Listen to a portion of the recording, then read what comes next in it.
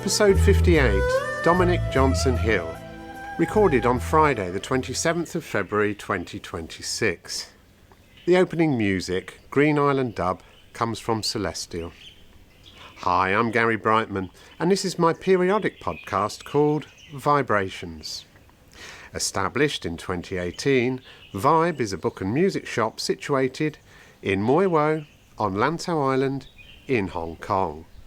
We started the month of February with a gig from Vibe favourite Iris Pascal. He played an acoustic solo set this time to promote his new album Iris and added in a few covers. His cover of Paul McCartney's 1966 song For No One was later remixed using AI by Phil Whelan. We held our first book talk of the year with Bay Logan giving some insights on his new release of Bruce Lee and I. You can see both of these presentations on our YouTube channel at Live at Vibe HK. Upcoming events include 2 further gigs. Carl Wagner returns at the end of the month for his 3rd gig at Vibe. His first was back in 2021 with the Funkaphones. And then into early April, we have McGowan's Teeth playing, what should be a rousing Pogues-inspired gig. And so, to our guest interview this week. Dominic Johnson-Hill first arrived in China in the early 1990s with a backpack and the intention of staying a few months. He ended up building a life there for more than 3 decades. Over the years he founded 3 businesses, most notably Plastered, the Beijing-born streetwear and pop art label he launched in 2006. What began as a small shop selling t-shirts that reinterpreted Chinese cultural imagery with humour and irreverence gradually grew into one of the city's most recognisable independent brands. Plastered 8 developed a loyal following and became part of Beijing's creative landscape during a period of rapid change. Throughout his career, Dominic has collaborated with a range of international brands and artists, including the Grateful Dead, Adidas, and photographer Ren Hang. These partnerships reflected his interest in working across cultures and disciplines rather than following a conventional business path. His long experience in China also led to a career in television. As a presenter on Chinese TV, he travelled extensively, sharing stories about the country's people, landscapes, and evolving identity, with both domestic and international audiences. After more than 30 years in mainland China, Dominic relocated to Hong Kong, where he continues to develop new creative and entrepreneurial projects. His work today combines retail, art, and community-based initiatives, shaped by decades of living and building businesses in Asia. Welcome to Vibe, Dom. Thank you, Gary. Thanks for having me here. I love your store here. It's a big part of the community. I've been here 6 years and I have always admired your place and admire you for doing it. It's tough to build community and it's tough to do retail, and you're doing both. Thank you, that's very kind. I appreciate that. As we do, we're going to go to 10 warm-up questions. Right. So, first question is, do you have a favourite book or books or authors? So I was definitely academically challenged, never really read. But I would say there's 2 books that I really enjoyed in life. Number 1 is a children's book that I read to my kids. It was Julia Donaldson. It was called Room on the Broom. And okay. I had so much fun reading that book to my kids, sort of playing on it, changing the story each time, putting on accents, making my kids laugh. That book... it just brought so much value to our family. My girls would just so look forward to me reading that in the evening, and I loved it too. And the second book was a picture book by a British legend who recently died called Martin Parr. And he had a book that someone gave me just before I met him, fortunately, called Boring Postcards, where he just took boring postcards from around the UK and the world and put them in a book. And I thought, how interesting that the mundane can be so beautiful. Yes. And that was really an inspiration for my life as an artist, because I thought all I'm doing is finding things around me that other people might consider mundane, but I see as beautiful. And it's so important that as an artist, the most important part of being an artist is your perspective. Yes. And then being brave enough to express it. And boring postcards was just an absolute game changer for me. I thought, I love these postcards. I used to buy boring postcards and send them to my mum when I lived in India. And I just thought they were brilliant. Yes. And then to see an artist of such acclaim like Martin Parr celebrating them gave me the confidence to be like, well, actually the mundane is beautiful. Yeah. Musical artists. Musical artists. Let me think about that. I love all music, from pop to, I like a lot of electronic music. But I was very fortunate to be born in 1972, because just when I was sent to London on my own to do my A-levels, the digital music, electronic music revolution, acid house raves started. Yes. And so I was able to give up my studies completely and get involved in the acid house rave scene. Much more important. Much more important. And so that was what inspired me, to leave England, to travel, to think differently. So I'd say just acid house music. I would say, great artists like Underworld, Left Field, that came out of the UK, that just, or even New Order. Where I started first to hear, music that was repetitive and almost mesmerizing. I'd go into, a dream state when listening to it, and then start to think creatively. So I think any of that kind of music is my favorite music. Okay. Favorite films? Favorite film? I would say a film that I loved, that always haunted me and stayed with me and inspired me, was probably Charlie and the Chocolate Factory. Yes. Because when I became an artist and went into retail, I wanted to create experiences where people were wowed and they would laugh and smile. Yeah. And Charlie and the Chocolate Factory really inspired me. Willy Wonka is a hero of mine, and I just thought, wow, what a great guy. He really could connect with children, and that's one thing I really love to do. And also, he was a child himself, but yet he was savvy enough as an entrepreneur to be able to produce at scale, make money, and inspire, which just sounds kind of strange, but that's something I always aspired to do. Yeah. Yeah. And who would it be? Gene Wilder or Gene Wilder? Yeah. Me too, I think. Yeah. That was the classic one, wasn't it? Yeah, absolutely. Not the modern one, the old one. Yeah, because it scared me. The Oompa Loompas were really scary. There were parts of it where I was terrified.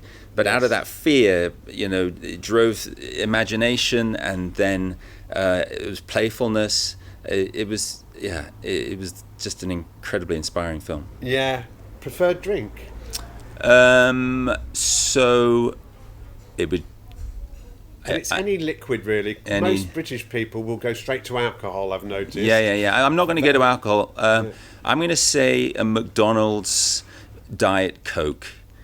Because it comes in a big mug, and when you get to the ferry pier on a hot day, and you're absolutely famished, it's so thirsty, you go to McDonald's, it's cheap as chips, you get a massive thing, it's got loads of ice in it, it's kind of nicely watered down, and then you get on the ferry and you've got this massive, just delicious replenishing, recharge. So and it's got a bit of caffeine in it, so I like a Coke Zero from McDonald's. Not everybody does, but do you have a life motto?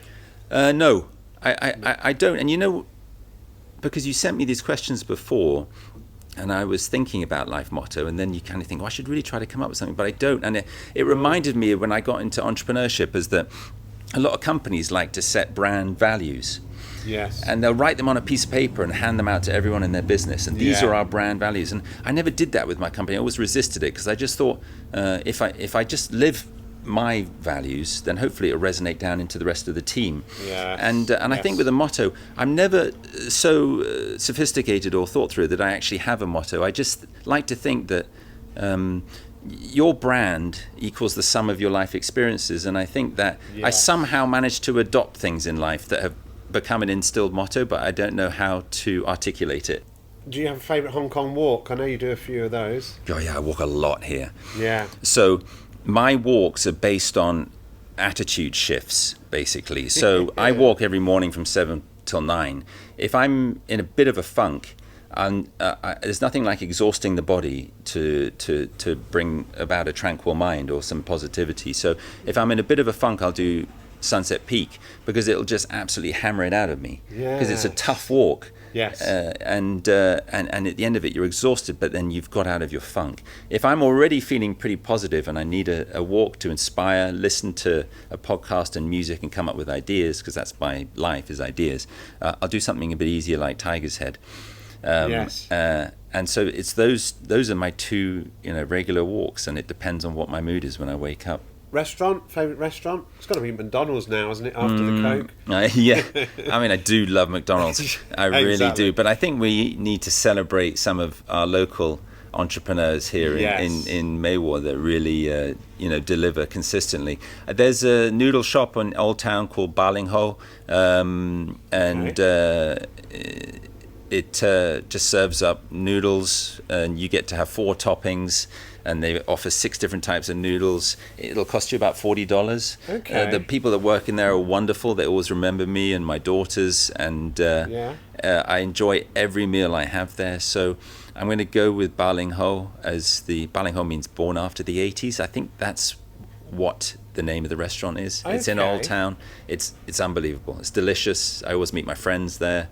It's a real gem here. Village Bakery brings so much value to our community. Yes. If we didn't have it, I think if they said they were in financial trouble, I think the whole community would stand in to keep them propped up. Definitely. That's a real sign that you're delivering an incredible product and value to a community. So the Village Bakery, I love bread.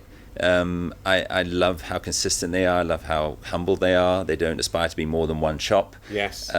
They've got community. They've got people reading books in there to children. I think the Village Bakery is just an outstanding business with an outstanding product. So worth celebrating. 100% agree with you. Mm-hmm. Yeah. Best advice you were given? Right. I don't think I've ever read a quote or been given advice that has changed my life as much as what my wife has done for me. So in very pragmatic terms, I think number one, I met my wife, and she suggested to me after being together for 6 months that we should get married. And I was a little shocked, and I took her advice and I proposed, and we got married. That was the biggest game changer of my life, because any of my successes in the last 20 years of my life, which has been the most incredible, have come because of her. And then secondly, around 17, 18 years ago, I decided to rent a shop on an old hutong in Beijing without any plan or idea what to do. And I said to my wife, I don't think I'll rent it. I don't know what I'm going to do. She says, like, just imagine what you can do with it. Just do it. Just rent it. And that forced me into a corner to then open a store that became a brand that then changed my life and my whole direction in life. So those are the 2 greatest bits of advice I've ever had. They're from my wife. Let's get married and just open the shop. Yeah. And so, yeah, that's, I would, my wife is the most incredible person. So, yeah. Finish this sentence. So, I live in Hong Kong because... I live in Hong Kong because of my wife. I met my wife in Beijing. She and I had a very successful life there together.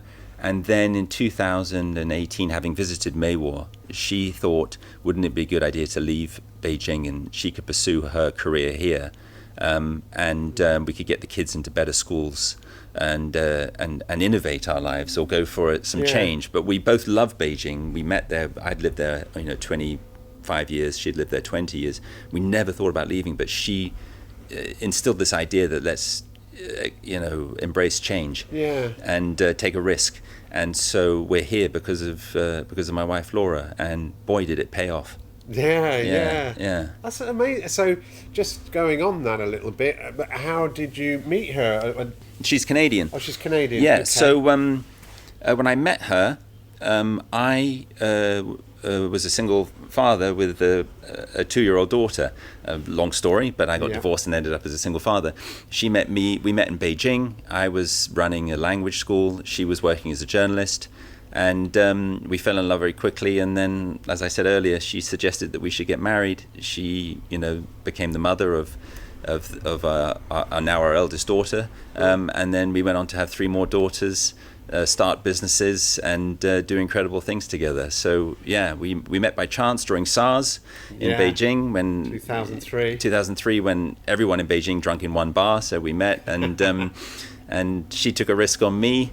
and I, landed the most beautiful, woman in the world. So yeah, I'm very lucky. Final question then. So, do you have a favourite area of Hong Kong? A favourite area of Hong Kong? I mean, it would, of course, obviously be where we are right now, because I love May War so much. And if it was out of May War, it would be another pretty obvious one, which is Sham Shui Po, because of the chaos of Sham Shui Po. Is it's always beautiful. I love your sign there on the at Police Street. I like chaos as an artist. It's in chaos that I find diamonds, and so I like to walk Sham Shui Po a lot because I like to buy second-hand things. I'm an avid vintage collector. There's a lot of that there, and it just feels really alive there. So I like to just take the subway, take the MTR to Sham Shui Po with no plan, and then just walk for maybe 6-7 hours and see what I find. I love it. I 100% agree with you, Dominic. I was there yesterday. I did exactly that yesterday. Lantau and Sham Shui Po are my favourite areas of Hong Kong as well. And so I 100% get all of that. We're in heaven. We're living in this paradise village here, and then we can take a ferry and an MTR, and then we can be in that. I could never imagine my life I would live in such a place. No, that's what I always say. So let's move on, or let's move back a little bit. So you were born in the UK, and then for whatever reason you popped up in China in the early 1990s. How did that happen? So long story short, didn't do very well academically.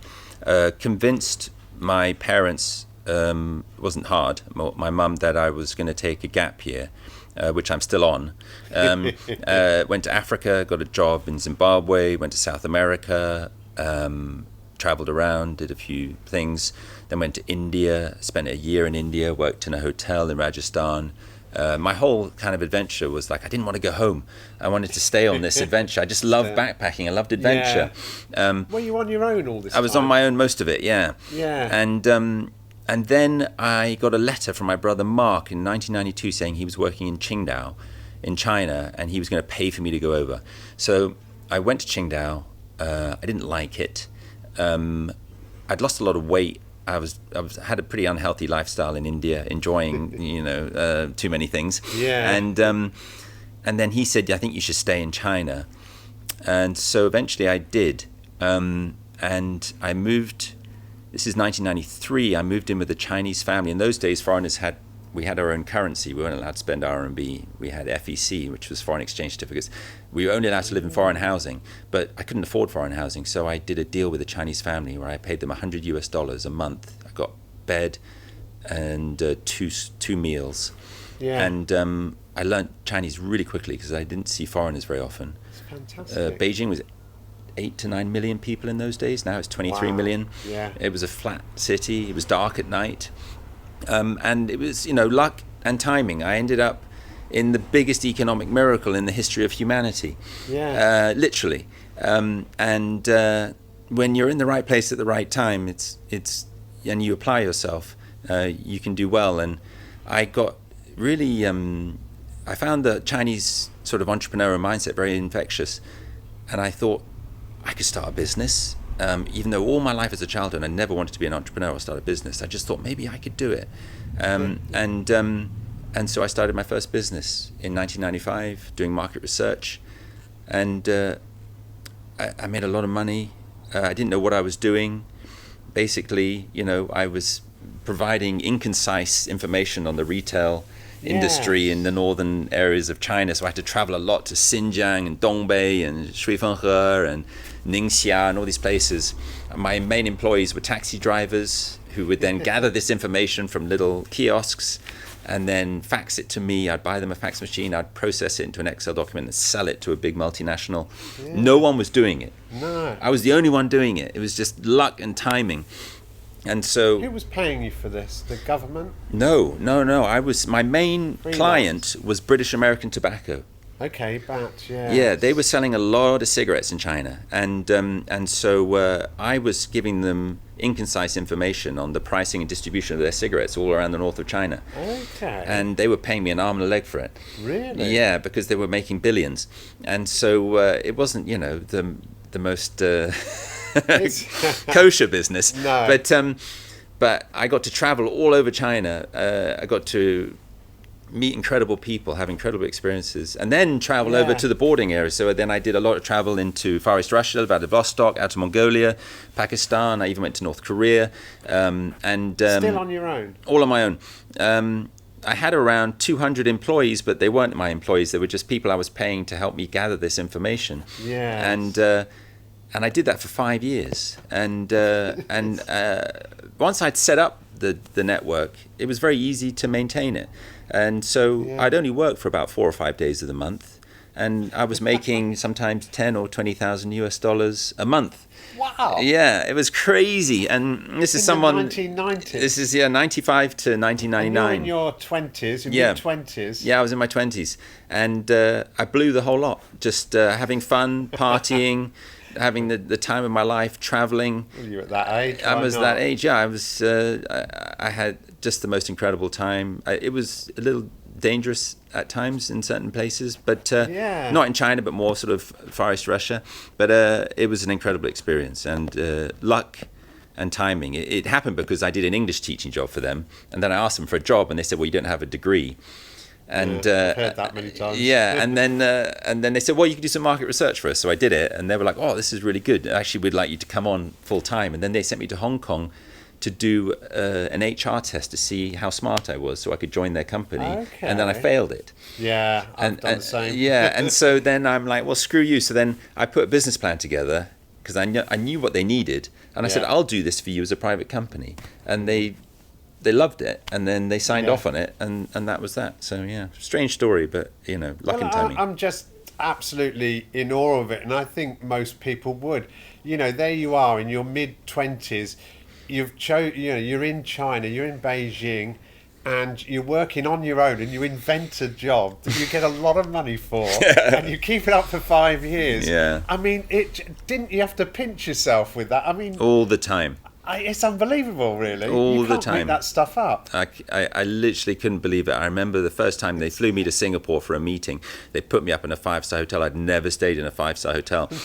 And in those days, phone calls were expensive, right? Yes. And so I called my mum because they said everything's paid for. So I thought I can just call from the hotel. So I called my mum. I'm like, we can chat for as long as you want, Mum. She's like, what? I said, you won't believe this. I'm in a 5-star hotel. And she was like, no way. And, it was just unbelievable. So, yeah, it was... And then it all went from there. It was. You do that for 5 years. Mm-hmm. How do we get onto TV? I never, in my wildest dreams, could imagine I would become a celebrity. And at one point, celebrity became difficult to the point I'd go out, with a hat and sunglasses on. But long story short was. In 2006, I decided to open a T-shirt shop in an old hutong that I lived in with my family. Yeah. Again, my wife was the one that encouraged me into it. That shop then became a household name in China, and the brand did as well. And it was called Plastered. And what happened was, the reason I became a celebrity was because someone came to interview me about the shop in 2007, and I spoke pretty good Chinese. In those days, foreigners that spoke good Chinese on TV were quite rare. Yeah. And so they were like, "Oh, you're pretty good on TV." And then I ended up on another interview, and then documentaries, and then I got invited on to China's version of Oprah Winfrey, which is called Lu Youyue, which is this hugely famous woman. She still is now, and she asked me onto a chat show. I'd never done TV before, I did a bit of a stunt for that TV show. So I printed a T-shirt to wear myself that had a Chinese illegal advert on it that people stick on stairwells in China. You see them in Shamsripo. Okay. And the advert said in Chinese, 收药, which basically means I will buy your secondhand drugs. So if you've got drugs lying around the house, like old pharmaceuticals, oh, I see, yes. You call the number on the sticker, and the guy comes to your house and buys them off you. He repackages them and then sells them. I wore that on China's most popular chat show, and but with my telephone number on it. And you can watch the show online. I can send it to you if you want to put, Wow. whatever notes Yes, in I this. do. I want And to see that. it's quite funny. And at about 5 minutes into the show, she says, "Why would you wear a sticker like that on your T-shirt?" And I said, "It's a bit fun." She said, "Whose phone number is that?" I said, "Oh, it's mine." And the camera just went straight in on the shirt. And then that show aired. It was, it went all over China. It was Phoenix TV. And so my phone literally, no exaggeration, didn't stop ringing for about 2 years. And it was people, It was TV shows that wanted me to go on their TV shows. It was people wanting to buy secondhand drugs. It was people who wanted to just have a chat with me. And I answered as often as I could, but most of the time I just had to put it down. But that stunt then led to more TV and then more TV. And then eventually I started presenting television. And then my big break was, I did a lot of celebrity sort of chat shows with the family. My daughters hated me for it. Yeah. What sort of period of time window are we? 2-3 So years? I started to become famous around 2009 in China. Yeah. Started, that show was 2008, 2009, 2010, just started to build momentum. Yeah. Then around 2014, I was asked to do a pilot show for China's first Shark Tank, kind of Dragon's Den. Yeah. I love And so I went, I'd agree to do any TV shows in those days, no matter how busy I was. I'd be like, I'll just do it, Yeah. And I was very nervous. I wasn't a natural performer, but I thought I'd just give it a go. And I did the pilot, and I thought, okay, it's not going to happen. And then they invited me back to say, okay, the show's happening now.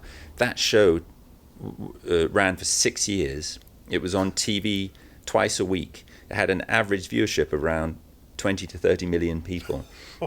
And so I was on TV twice a week in front of that many eyeballs, and I represented my business.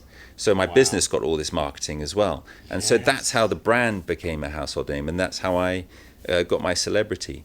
And it was nuts. Yes. It was absolutely crazy. You'd arrive at the studio and you'd have people outside with your picture, on a piece of A3 paper, holding it up, waving it. You signed autographs? All that kind of stuff. Yeah, it was nuts. We had to move house because people knew that I lived on the street where my shop was, because we lived behind the shop in the old Hutong. So the front of our courtyard house was the shop. And then people learned about that from television, and so we had to move. And then it was crazy. Never expected that to happen. It's a crazy story. Yes. But it brought me a lot of interesting things into my life. I met a lot of interesting people. We had all sorts come to the store. We had everyone from Boris Johnson to Jimmy Page to Samuel L. Jackson really? in the shop. It was Wow.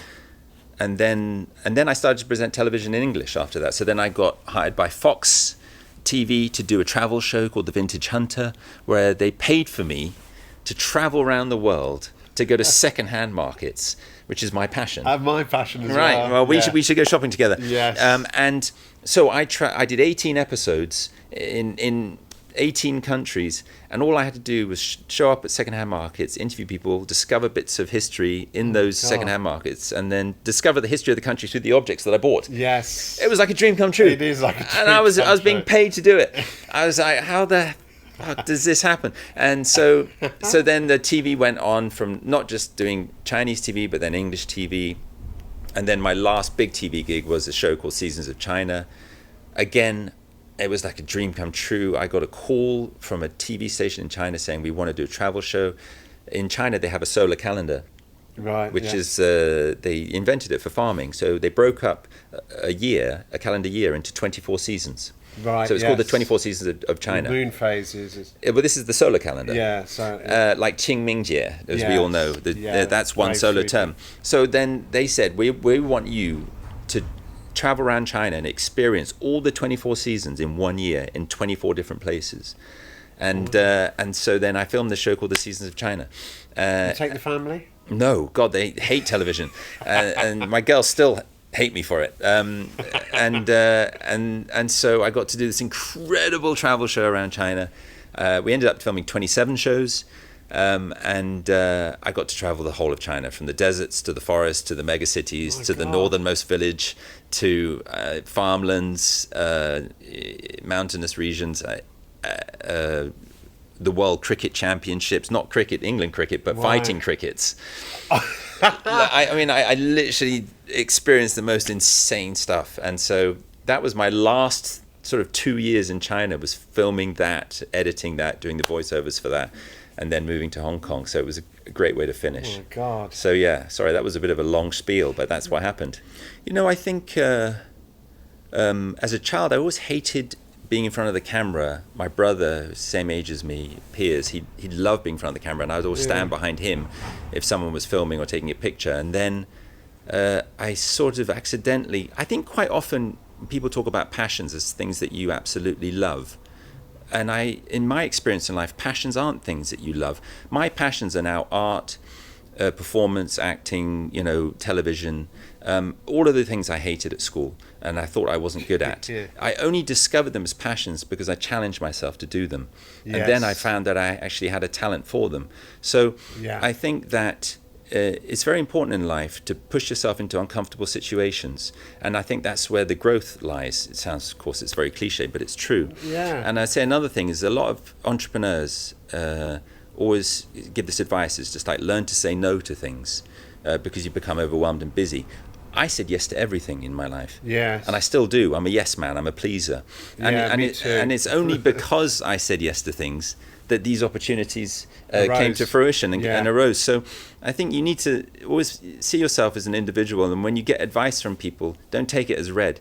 And so I always just said yes to everything. And it's chaos. My life is very chaotic. I love that. But it's also beautiful at the same time. So I'm very fortunate. Again, Gary, so much of it is down to being in the right place at the right time. To be in China at that time when all of that was happening, that was the foundations for all of my luck. But then also just being impulsive and saying yes to everything was the reason why I also was fortunate to have those experiences. You're a very positive, charged person. I know you often say that you're sort of introvert, but to me, you come out the complete opposite side of that. Is that a veneer or a front that you've managed to work through, or have you changed as you've got older? I think if I'm brutally honest about that, there's a level of insecurity in me, like I think there are in many people, and so I never quite often feel like I'm not quite enough or I'm not doing a good enough job. But I think those insecurities come from things you pick up in life, those core experiences, maybe because not being good at school or whatever. So initially I'm a little bit shy to stand forward, but then once I put myself on a stage, I love that Homer Simpson quote, the intoxication of being a public spectacle. And as soon as I get on stage, I feel intoxicated, and then I make a fool of myself. I don't know, but I'm happy to express. But taking the step onto stage is not a natural step for me. No, it's a giant leap. It's a giant leap. But fortunately, through starting Plastered and then being asked to do a lot of public speaking, which I hated at first, or being asked to do television, which I hated. I had to drink to get on TV in the old days. I eventually got a thicker skin and then found the passion for it. So there's a part of me that's quite recluse. I don't necessarily naturally want to step forward. But then once I take the leap, and I'm in it, there's a nervous energy that comes out where I'm able to maybe perform at a level that might be entertaining. It's that initial leap of faith kind of thing, isn't it, really, or whatever. Just curious, actually, on this. China, you're working there. Do you experience any form of racism? Never. Quite the opposite. I never experienced racism. I saw there were some political moments in China's history while I was there where I felt there was some unease and edge. And I don't like to highlight them as major points, because in my 28 years in China, I was nothing but welcomed and made the most incredible friends, welcomed into family homes. My business was only able to survive because of all of the debt that factories held for me. People put trust in me. They like me. They love my concept, what I did. They love creativity. I'm a very trusting person, and in China, I managed to sort of do very well because I was supported by communities of Chinese people. And so no racism whatsoever. I would say that nationalism is a very dangerous game, and so there are times in China where they do provoke nationalism, and you feel a little bit edgy, uneasy. I think naturally after China's embassy was bombed in Belgrade in 1998, I think it was, I remember stepping out of the door and thinking, why is everyone looking at me with this horrible gaze, Yeah. only to discover what had happened on television. And I was like, wow. So naturally, at times like that, there were moments where people in China were like, they were a little disappointed with, and looked at foreigners distrustingly. Yeah. And so that's the only time I can think of any time where there was a little bit of an edge. Otherwise, always felt welcome. Okay. Yeah. All right. Well, that's good to hear. And all right. So can we go back then a little bit to Plastered 8? Why Plastered 8, and when was it formed? It was total chaos, as always. 2006, I had an empty shop. I didn't know what to do with it. I came up with this idea to do T-shirts, just because I had an empty shop. I was cornered. I had to do something else I wouldn't do it. And my wife was like, just do it. So I started making T-shirts. I opened a shop selling, bizarre T-shirts. And I call it Plastered because I thought that'd be a fun name for a T-shirt brand. Because it means drunk, and also to plaster things on T-shirts. Yes. And 8 only because the logo, I designed a logo which was based on a building plate in Beijing. All the buildings in Beijing have a building plate. The left side is white, it has the name of the road it's on, and then the right side is blue and it has the number of the building. So I had to put a number on the logo, so I put number 8 because it's lucky in China. Yes. So everyone thought we were called Plastered 8, but we weren't. We were called Plastered. So then I changed the name to Plastered 8. Okay, and so it was total fluke. I also branding. and then the Chinese name is 窗口贴, which means I ended up by mistake calling the brand Band-Aid, as in the product. Yes, because the Band-Aids, because I plasters. sent a text Plastered. I sent a text to my ex-wife saying I need a Chinese name quick for my brand because I'm just printing the logo, and she says, what's the English name? And I wrote Plastered, and she thought I had written plaster. So she wrote back 窗口贴, which means a plaster. And so then I trademarked it. And so then I ended up years later in a trademark dispute with Band-Aid, because in China, whoever trademarks first owns it. Okay. In the West, if you create it, it's yours. Yes. All you have to do is prove that you created it first. In China, it doesn't matter. It's whoever trademarks it first gets to own it. So I ended up trademarking Band-Aid by mistake. And so I ended up in a dispute with Band-Aid. Is it Johnson & Johnson or something? Yeah, something like that. Yeah. Which was hilarious. Which also taught me a big lesson about IP in China, because then after that, everything I created, I trademarked. And a lot of the stuff I created at the beginning were icons that already existed around Beijing, like old subway tickets. I trademarked the old subway ticket from Beijing. No one trademarked it. And I still own it today. That's brilliant. I trademarked these beautiful fish that you found in the bottom of those metal bowls. Oh, yeah. And so I just stole all of this IP.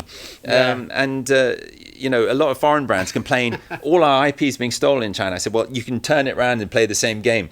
And so a lot of the IP that I still own today, that I license in China, or that still make a little bit of money from time to time, was IP that I just trademarked. So you can trademark it in perpetuity, and it costs a small amount, reasonable amount to do it. 180 quid. 180 quid, and you've got it for life. It's no, you can hold it for around 10 to 15 years. Okay. Yeah, and then you can renew it. And so and you get first option to renew it, I guess. Yeah, of course, yeah. Or sell it. These are tradable things. Or you can sell it. Yeah.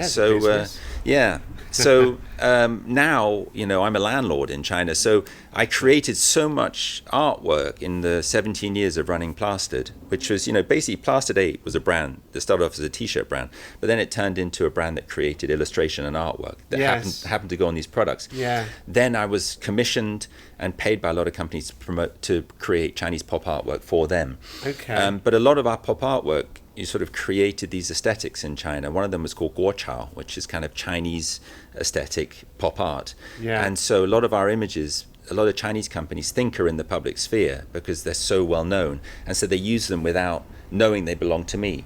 And so most of the money I make in China now is from litigation. Yeah. So it's Chinese companies using my artwork, not knowing it belongs to me. Yeah, okay. So if you consider that me as a foreigner owning a foreign wholly owned business in China can make money from litigation, suing Chinese companies, for artwork, it goes to show that if you just try to understand the game, that you can still make money from it. And China does want to protect IP, especially now that they're the ones creating the IP. Yeah. it comes in drips and drabs. Yeah. But basically, I have a lawyer. She takes 50%. And if you take any one of my popular pop art images and do an image search on Taobao, you'll find hundreds of products that aren't made by me. And if they're big companies, she goes after them. And then it never goes to court, but you settle out of court. Sometimes I might make a big one, might be like 100 or 200,000 Hong Kong dollars. Those are rare. A small one might be 5 to 10,000 Hong Kong dollars. That's all right, though. Yeah. It's amazing. I don't even do anything. Yeah, exactly. You just wait for people to come along and steal your things. Yeah. So that was, but yeah. Okay. So Plastered was basically a brand that started off as a t-shirt shop where I just took icons and copied stuff that was already existing. Yeah. Then a lot of people saw that was doing well, so they copied me. And then I went into illustration.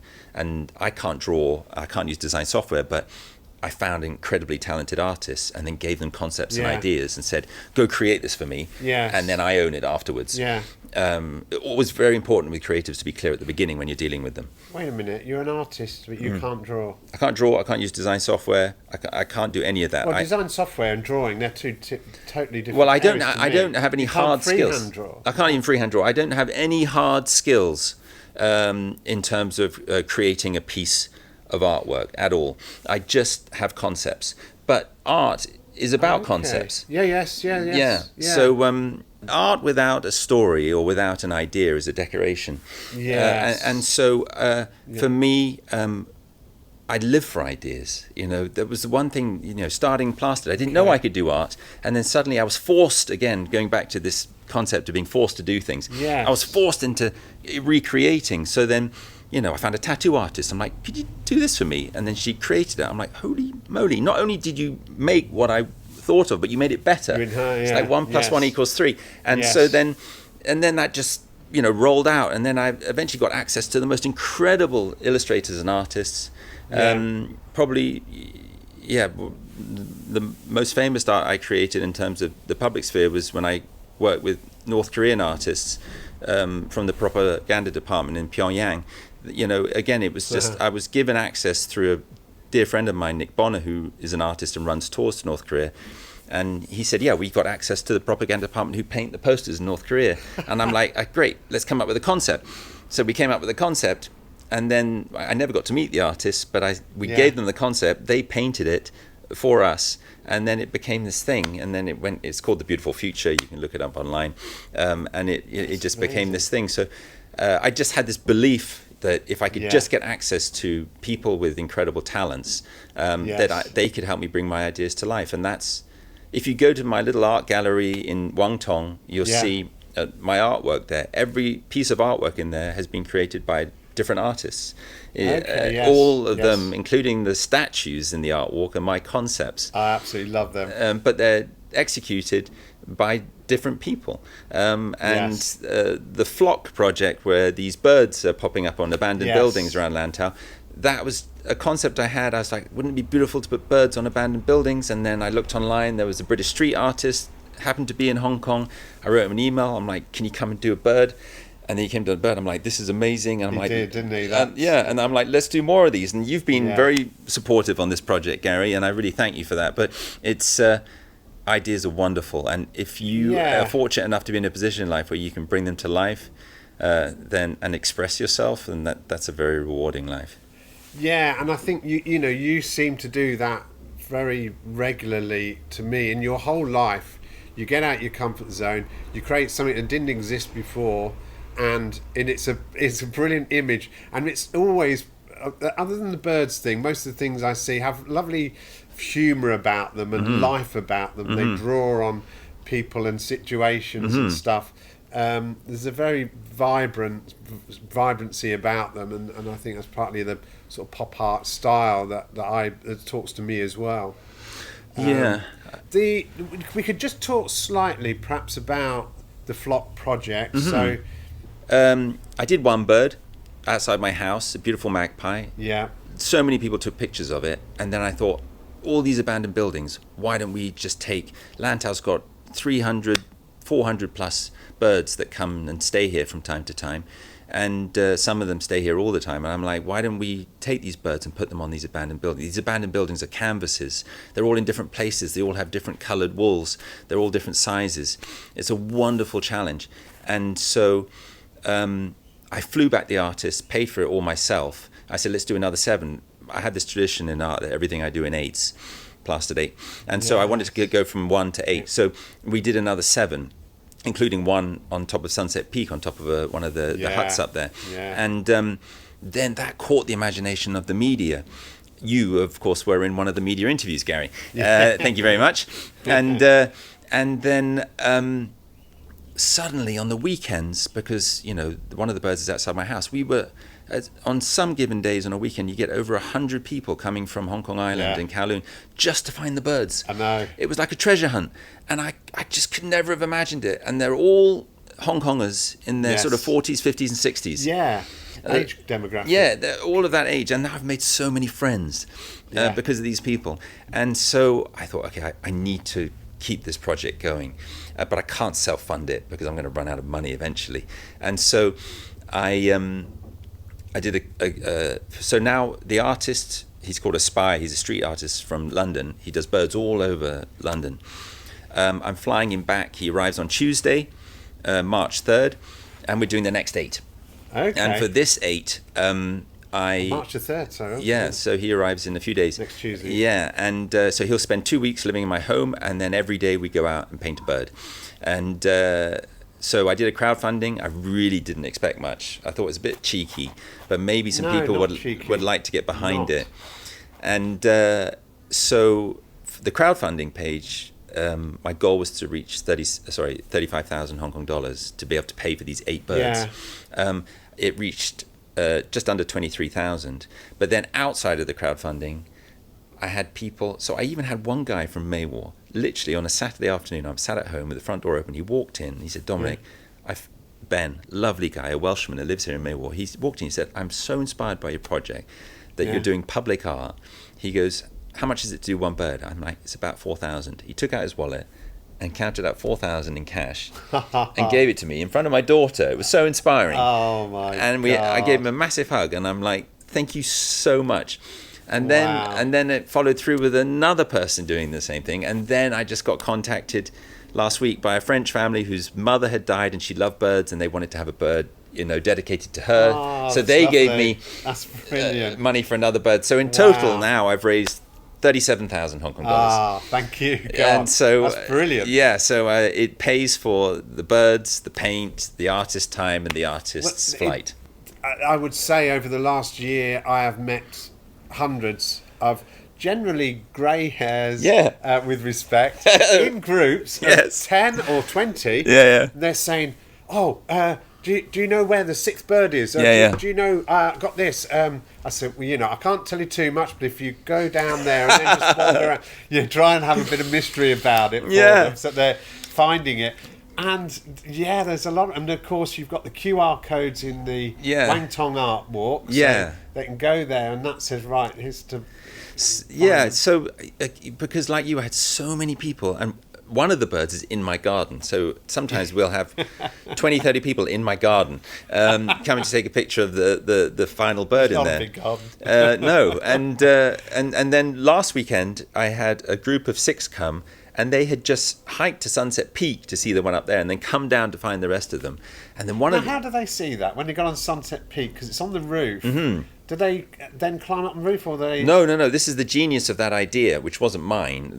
A friend of a friend, Fred, he owns one of those huts up there. He said, I'd love a bird on my hut, but I don't want tourists coming to my hut to take pictures. Yeah. He goes, why don't we put it on the roof?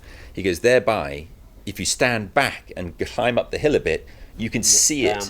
So any tourist that wants to see it has to stand back from his hut. Okay. And so it's genius, right? Not my idea, it was Fred's idea. And so we did a shrike, a long-tailed shrike, on the roof of his hut. And it amazes me the dedication and the fitness level of these 50 and 60-year-olds in Hong Kong is that they climb up to Sunset Peak to see that bird and then come down to see the rest of them.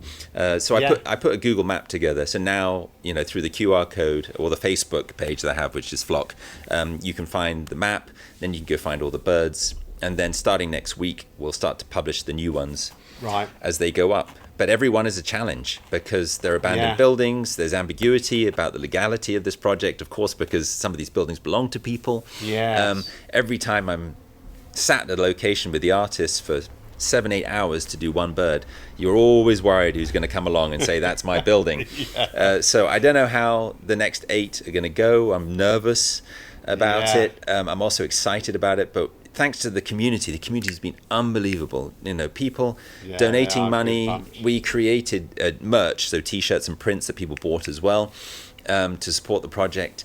And also, I put out a call through, Instagram and Facebook saying, if you know of any abandoned buildings, and all these people came in sending me pictures and photos of buildings and locations. And so I've been out hiking to find them, some of them really hard to find.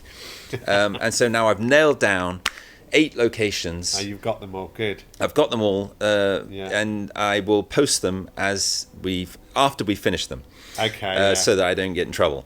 There's going to be another 8 beautiful local, Lantau birds, and it's probably, as an artist, I hear people walking down the art gallery by my house saying, I don't like this. That's fine. As an artist, as they say, good art divides. You should always, not expect everyone to love it.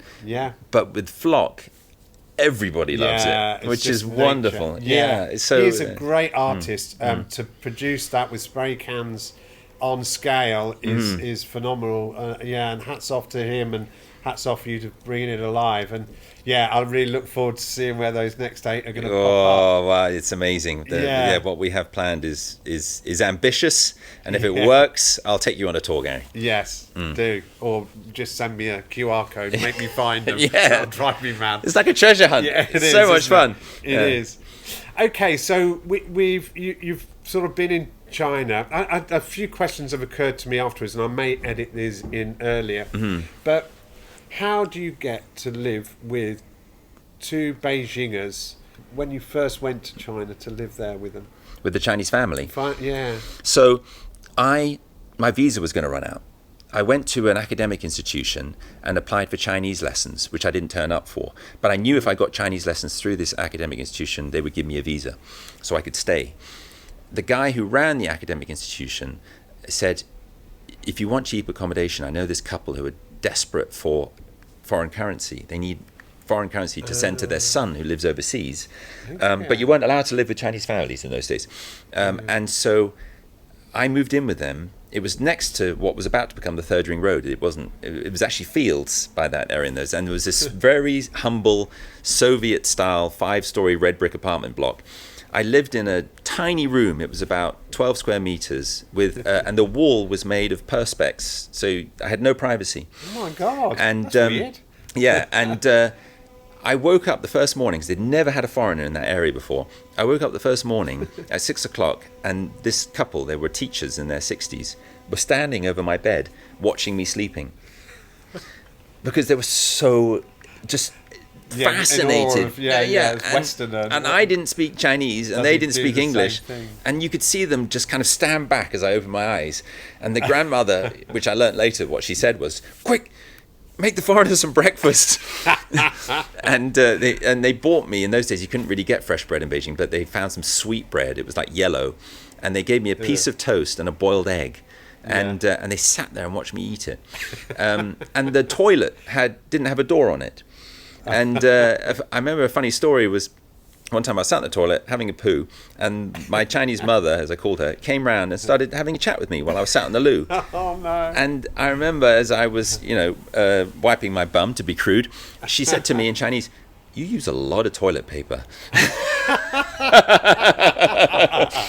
That was the level of no privacy that I had. Yeah. That's a real. You were a social experiment, basically. Yeah. That is amazing. God, that's unnerving. Yeah, it was. I remember I had one cassette, which was Bjork's album that had just come out. Oh, nice. And I had a cassette player. Debut, was it? Yeah, debut. Oh, yeah, what a great and album. It was all I played, and on my cassette Walkman. And they made me the most incredible meals. They loved me like I was their own son. And then it was my first entry into Chinese society. You know, I Yeah. I can't say that I loved China when I arrived there, because I was in India before, and India was this magical dream for me. I never wanted to leave. It was just, you know, Yes. I still to say love India. I arrived in Beijing. It was grey. It was flat, and Yes. you couldn't see its inner beauty. It was industrial, and it was not much colour. Yeah. But then through living with the Chinese family, learning Chinese, first time in my life picking up a hard skill, which was to be able to speak Chinese, I was able to integrate, I was able to understand another culture, and I was able to just join a lot of sort of nerves in my head, which I think, how was I fortunate enough to have a creative mind? It goes back to what I said, which was, you know, your brand equals the sum of your life experiences. Yes. I think that these experiences, falling in love in China, eating Chinese food, making conversation with people who were a completely alien culture to me. There was no British English influence on Beijing. No. India there was. South America was the Spanish. You know, in Africa there was British influence where I was. But I arrived in an alien land completely, and I found that so fascinating that it totally inspiring. It kind of rewired my brain, and I think I had better empathy because of that. Yes. You know, travel's very good for that. And how did you get on with the characters and everything? You can you read Chinese? No, not at all. So I never. But you recognise characters. Yeah, I can. I can get by to recognise stuff, road signs and simple stuff. Yeah. You know, my wife studied Chinese literature. She's incredibly bright and smart, and she can really read Chinese. I can speak it pretty well. I can, it's a very easy language for someone like me who have all the, you know, acronyms that associated with learning difficulties. I have them all, and Chinese is a very simple language, and for me, I'm very good at mimicking because I was bad academically, but I'm very good at copying. And so I go to China and I find this language that's grammatically so simple. It really is. Chinese is grammatically incredibly simple. So grammar's a real challenge for someone like me, but Chinese doesn't have any grammar. And then it's got tones, but if you don't think about the tones, they come to you naturally. Because you're hearing them. You're hearing them, people correct you. And so if you just speak it and then you get a tone wrong, people will be like, "Oh, did you mean ma?" I'm like, "Oh yeah, ma." You know, and then you get the tone right. You know, if you ask a Chinese person, "What tone is that?" They're not going to say, "Oh, it's the fourth tone." No. They say it back to themselves and they go, "Ma, ma, ma." Oh, it's the fourth tone. Yeah. So so I learned it like a child would, which is I just mimicked, copied, made mistakes, and then picked it up. And again, wonderful, just very very fortunate to have ended up in a country like that where the language worked for me. And now you're in Hong Kong. Where do you see your future? Do you see your future in Hong Kong now? Do you see yourself going back to China, or just open mind about it all? Well, we're very fortunate in Hong Kong to have access to the mainland. Just, you know, I can be in Shenzhen in an hour and a half from now if I wanted to, right? So I do go to China. I definitely got to Beijing to see friends, and definitely don't want to close that door. I don't want to go back and live in Beijing. That door's closed for me. I had the most amazing 25 years there. Hong Kong is definitely where I'm most excited. If I'm honest, I've been talking and thinking about opening a retail location in Hong Kong for the last 3 years since I closed my retail locations in Beijing. I am getting closer to it. Will I find the courage to do it? I bloody hope so. But if I'm honest, I'm still shitting my pants about opening a retail location in Hong Kong. So I'm in the throes of doing that right now. I've got plenty of ideas. I'm not sure if I have all the courage yet, but that's the plan, was to go back into retail in Hong Kong. I've been working as an artist here. I've been doing exhibitions, but that's not as rewarding as owning a shop, because owning a shop, it forces you into discipline, and then you create all the time because you have to. And I'm the kind of person who, if I'm not forced to do something, I'll put it off till tomorrow. And so I really want to go back into being forced into creating. I feel like I'm standing on the edge of a cliff right now, terrified to jump, even though I've done it before. And if you were to open a shop, have you got any areas in mind that you would prefer? Because it's an expensive place, Hong Kong. That's the challenge. That's your biggest challenge, I would have thought. I mean, fixed costs on on retail, bricks and mortar retail are incredibly high. As you know, Gary, you run a shop here, and I admire you for that. I think that going into retail in Hong Kong is challenging. The rents have come down. I'm looking at Shenzhen. I'm looking at Wan Chai. I'm looking, those areas close to Central where there isn't necessarily a lot of foot traffic, but you can maybe inspire foot traffic to take that extra yard to get to you if you've got a good enough brand. Yes. And so that's the strategy right now. Yeah. I think that I don't see myself making a lot of money from this. I know what entrepreneurship is like. It's very difficult. A friend of mine made a great joke once. He said entrepreneur is the French word for poor. Very good. And having been an entrepreneur most of my life, I do understand that. And so for me, opening a store in Hong Kong is more about getting into the world of meeting more artists, expressing myself more, getting more shit done, and feeling proud of myself at the end of the day, even though it's a psychotic journey where there's moments where you wake up terrified, feel depressed, you look at your cash flow, you regret going into it. I know all of that comes and is coming, but what I managed to do in running retail stores in China for 17 years was to craft a new side of myself that I never imagined I could have had. So I'd love to go back to that again, but it's terrifying. Yeah. Okay. All right. I think we may have to wind it up there because you probably can hear, as I can, the lion dancers are coming. Brilliant. And there will be a lot of noise coming here. Yeah. And they're all out. Good time to end. It's like it's like the background music's fading in. Yeah, we could actually talk a little bit as they fade in further. Yeah. However, it just remains for me to say to you, Dominic, thank you so much for coming today. I could talk to you for hours about where your life has been, and hopefully maybe we'll do some more. Oh, love to. Thanks for having me, Gary. Love this chat. I love you as a person and what you've done here. You. I think if more communities had more people like you would have more community and more special stuff going on. I've been in this store. I've recorded songs for people as a background singer. I've gone to talks and book readings. Yes, you have, I've bought some interesting picture books. The value that you bring is incredible. So thanks to you, Gary. You can listen to all our Vibrations podcasts published on Spotify, Google Podcasts, Apple Podcasts, Podbean, Amazon Music, TuneIn and Alexa, SoundCloud and many other platforms. Or you can watch on our YouTube channel under Live at VIBEHK, or follow the links to my website, vibehk.com.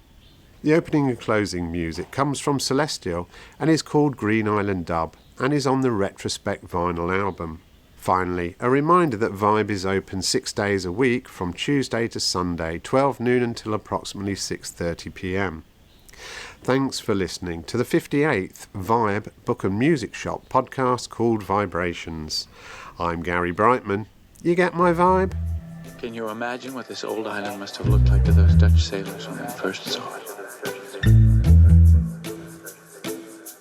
Fresh green. Like a dream of a new world. They must have held their breath, afraid it would disappear before they could touch it.